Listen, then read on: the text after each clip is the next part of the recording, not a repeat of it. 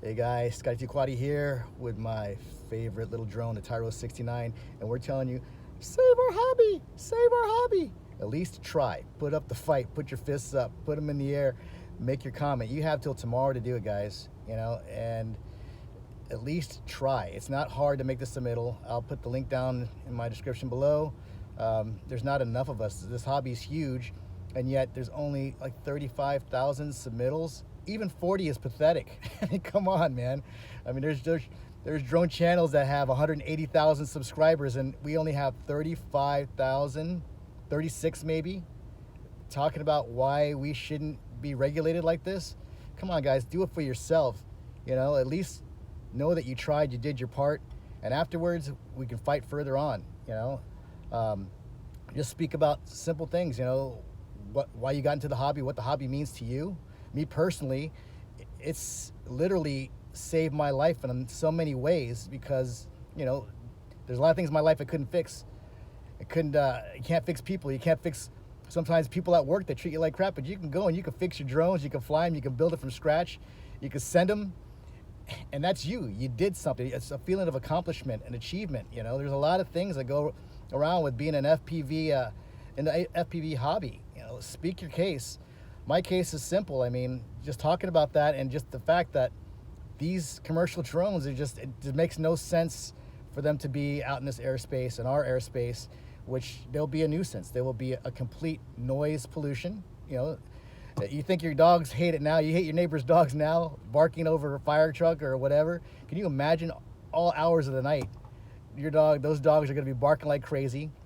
I happen to work work as a surveyor for SCE, well, as a contractor under them, and there's easements, and we are not allowed to be within these easements that would affect wildlife.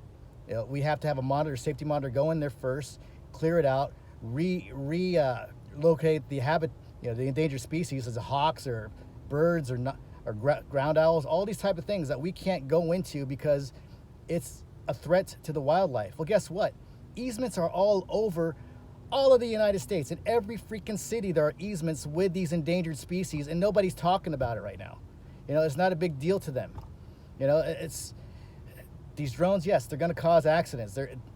Grandma driving her car, seeing a big freaking multi-prop drone, never seen one before. There's going to be accidents. This is so irresponsible, but we have to at least speak our piece and give a solution. I have my own solution, which isn't great. I'm just brainstorming, because they're going to pass this anyway. But the bottom line is, at least for us FPV pilots and GPS pilots, I own many GPS drones. Make it where possibly, it's just a brainstorm, where you can fly.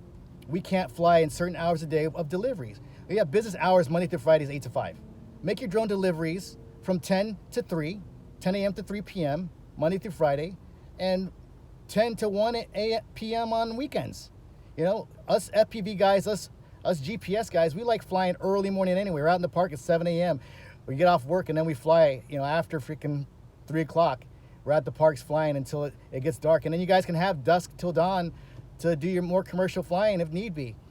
And I know it sucks because it's going to happen anyway, but if we have to succumb to this, at least even for FPV pilots, allow us maybe 200 feet above ground level, all right, and around surrounding buildings, because that's basically, it's been 400 feet above ground level and then 400 feet over buildings and around buildings or any type of structure.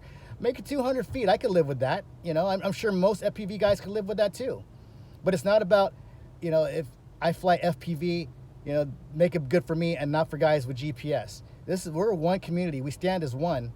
And we need to be represented as one. And that's why I'm suggesting the things that I'm saying is, hey, you know what? You want the airspace for delivery?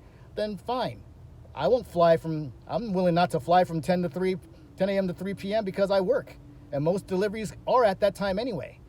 I mean, they're simple solutions, but I don't know that they would go for it or even listen to it. But at least, that's what I said. That's what I spoke out and said, hey, you know what? If you're going to do that, then fine. And there's also notices to airmen. NOTAMs, okay? I'm a FAA 107 pilot, and basically, there's these NOTAMs that let you know when there's something major. Then, I would be willing to sign up for a NOTAM with my phone number and go ahead and have an automated text and say, okay, even though we said from 10 a.m. to 3 p.m. there's no flying, but there's going to be some presidential thing around that area where we require you guys not to fly. Shoot out a text through an app, boom, done, and we won't fly. We will obey realistic restrictions.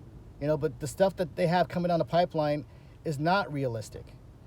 And with the march the other day, I mean, it was great to see that, people showed up, but not enough of us showed up. And I'd like to see some videos of that event from people that, other sides too, because some of the videos that I saw really didn't represent a lot of us out there. And basically, when it comes to the FAA, these guys, they come from strict regulations. For them to get the job, it's drug-free, no matter what. You have to pass drug-free drug tests to get into a government job. And here we are, not being represented properly, because if you get your FAA 107 license, in the test they talk about you cannot drink 8 hours before, or any type of controlled substance 8 hours before flight. And though some of us were not, the people that were there weren't doing, substances while flying, but it's just an impression that you leave with these people, with the government officials, because they're going to look at that and say, okay, well those are the type of people that want to fly, that want us to let them fly, and look at what they're doing. I was kind of disappointed with what I saw, because obviously not a lot of us, not a lot of FPV flyers and even GPS flyers have actually taken the FAA Part 107 test, but that's part of it. And it's just, you got to know your audience, guys. You really have to know your audience and how to represent yourself properly, because it doesn't matter. They're going to look at the type of people that are responding, what they have to say, the quality of what you have to say. There's a lot that goes into it, and I just don't feel that I would like to see more positive videos of the march in Washington yesterday. That's all I'm saying. This video is going to be taken down shortly. We only have a day, but gosh, man, it really sucks to me. It's like there's so many what do you call it, marketers for our FPV drones and giving us great tutorials and whatnot, and only 35,000 submittals. I think we even have more drone video people out there than that. It's crazy.